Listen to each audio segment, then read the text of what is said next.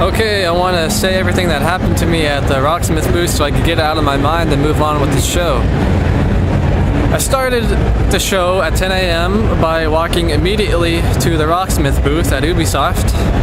I walked and everyone else ran. Really, everyone runs and it's quite funny. So I went by the Ubisoft booth and there's actually no line area allowed for the Rocksmith booth. There's only a line for South Park, and it kind of crosses over to the Rocksmith area. So we had a couple of people ask us, what are we in line for?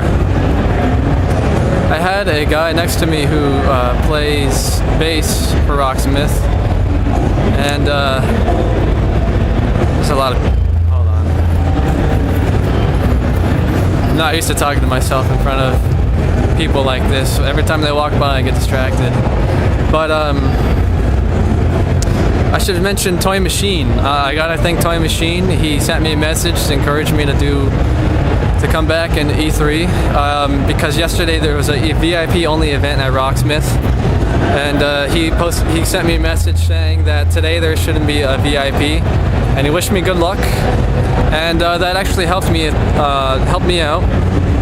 I wanted to mention Toy Machine to Paul Cross just to get his opinion on Toy Machine, because Toy Machine's well known in the community, but I was just in the heat of the moment and I kind of just forgot. But I gotta say thank you, Toy Machine, for that. What else is there? My hand hurts. I've been holding the camera for about 8 minutes during the Rocksmith presentation, so my arms are kind of tired. But to get back to the Rocksmith presentation, it started by I was waiting in line, and the guy next to me was another Rocksmith fan. He started playing bass. I tried to tell him a little bit about the custom song project, and I handed them a card I made. I'm trying to get the card out of my pocket to show you the camera here. Hold on.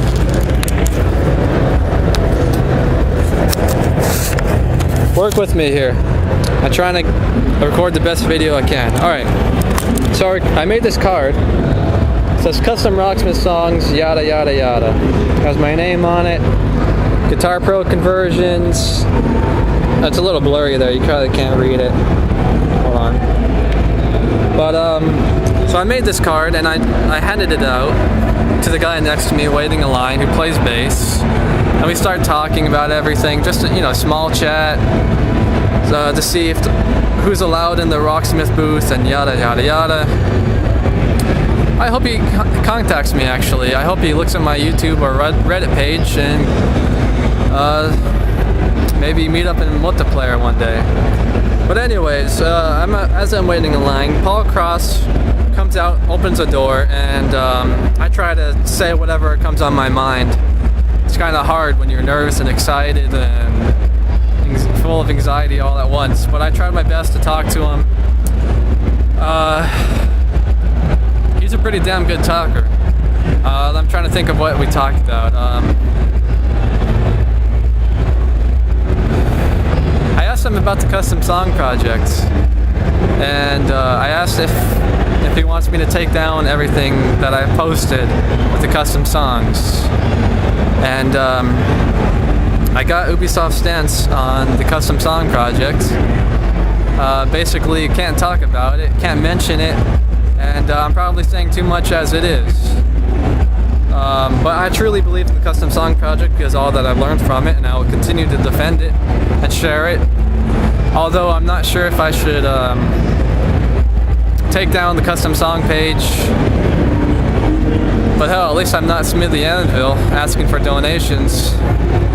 I'm banned at Smithy Anvil again because I tried asking for opinions on what to say to the Rocksmith devs at E3. But that's another story.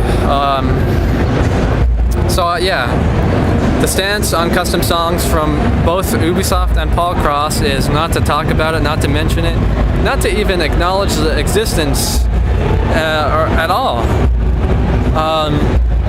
So I think that happened, and then he closed the door, And I asked, before he closed the door, I asked a little bit questions about the Rocksmith 2014 edition, like session mode. I think I asked if we're going to see any gameplay footage, and he mentioned that there might, Paul Krause mentioned that there's going to be another gameplay trailer coming out pretty soon.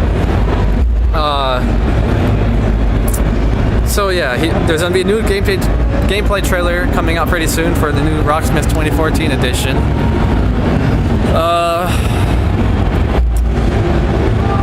So after that, I think he closed the door, and I continued talking to the guy next to me who plays bass. Tried to tell him a little bit about the Rocksmith custom song project. I write songs, but after a while, we go inside the Rocksmith booth, and that's where I film about 10 minutes of footage where they show off the session mode where you can play along with anything, and I want to leave that in the video. Like, after the video ended though, there was a Q&A session that I didn't record, and I asked two questions. One question I asked was, how does the session mode, because when you're in a session mode, it gives you like a certain scale, a range of notes to play. It teaches you how to improvise, and the basis of that is to play only a certain selection of notes. So I asked, how does it know if you play a wrong note, or what happens if you play a wrong note during session mode? And there's like a little waveform of audio that when you play a note that's not in the certain scale of range of notes, the audios kind of go out of sync, and you can visually see it. I'm not sure if they play like the backup drummers and other instruments. I'm not sure if they play the wrong instrument or wrong note as well. But I also, I'm losing my train of thought here. I'm trying to say it all at once so I could get out and enjoy the rest of the show. But what else? So yeah, if you hit the wrong note, you could visually see the wrong note. And I also asked, when is Rocksmith going to release more song information for Rocksmith, the new edition? And Paul Krause said within the coming months, leading up towards the release, of course. And the other question asked by some guy in a business suit, he could tell he never played Rocksmith because he was asking about latency. You know, I never had latency issues. That's just a general question, just to write up a statement to have on a website. It's just bullshit. I felt like myself and along with the bass player were the only true fans. What else? Every time this person comes by.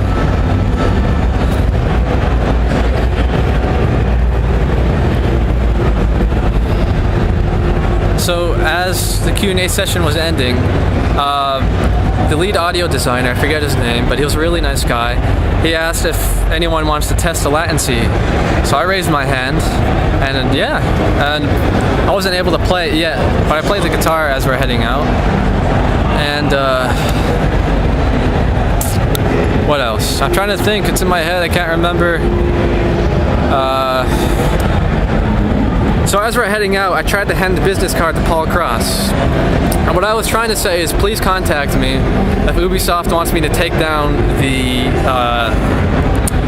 these custom songs that I have, because it might conflict with licensing, and I don't want to get sued. So I tried to hand him the business card of mine that says custom Rocksmith songs, and Paul Krause firmly stated, no, we don't want to acknowledge this. I don't know what he exactly said, and I don't want to misquote him, but he handed me back the card, basically saying that Ubisoft does not want to participate in custom songs, and I can understand that. But as I was heading out the door, the other lead designer, let me get his name out, because he was a nice guy. I don't want to misrepresent. Oh yeah, I got their business card. Nicholas. Okay, his name's Nicholas, the lead audio guy. He was a genuinely nice guy. I felt like he knew I was a musician and genuinely interested. I picked up the guitar and played Born Under a Bad Sign, the first lick, and he gave me a guitar pick in my pocket here. Hold on. He gave me a guitar pick that I'm gonna keep in my pocket. And I love this guitar pick now that Nicholas gave it to me. He said it matches my shirt because it's green. And so as I was handshaking Nicholas, just after talking to Paul Cross, I put the business card in my hand as I shook hands with Nicholas and tried to sneak it to him and run out the building before he can hand it back to me, or before Paul Cross saw that I handed him the card. So basically, my experience with Paul Cross is I'm very nervous because of the custom songs and Ubisoft stance. Nicholas is a very nice guy, and I did not really pay attention during the demo because I was so excited, and I hope to watch the footage back of the presentation that Rocksmith and Ubisoft gave me. Today is day 2. I feel clear-headed now that I've explained it all. I might come back later to re-evaluate and re-explain my experiences with Ubisoft. But yeah, until next time.